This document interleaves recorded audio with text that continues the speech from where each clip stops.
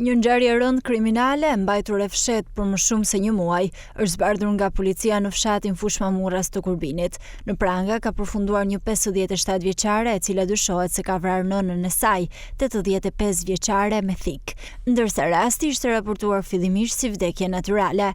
Sipas policisë, viktima me inicialet DSH 85 vjeçe kishte ndërruar jetë më 30 prill të vitit 2026.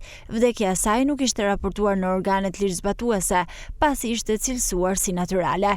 Megjithatë, informacionet të siguruara në rrugë operative ngritën dyshimin për një ngjarje kriminale, duke çuar në nisje në një hetim të thelluar nga strukturat e drejtorisë vendore të policisë Lezhë në bashkëpunim me prokurorin.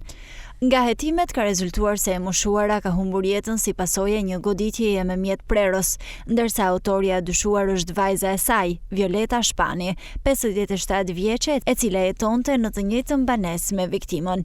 Sipas policisë, e dyshuara vuante nga probleme të shëndetit mendor në kuadër të operacionit policor të koduar Enigma. Uniformat blu kanë bërë të mundur ndalimin e 57 vjeçares, ndaj të cilës rëndon akuza vrasje për shkak të marrëdhënieve familjare. Gjatë veprimeve hetimore është sekuestruar edhe thika që dyshohet se është përdorur në krim, si dhe prova të tjera materiale. Ndërkohë, procedimi penal në gjendje të lirë është nisur edhe ndaj një mjekeje e dyshuar për veprën penale shpërdorim detyre. Sipas policisë, ajo ka plotësuar aktin e vdekjes duke cilësuar rastin si vdekje natyrale dhe nuk ka njoftuar autoritetet përkatëse.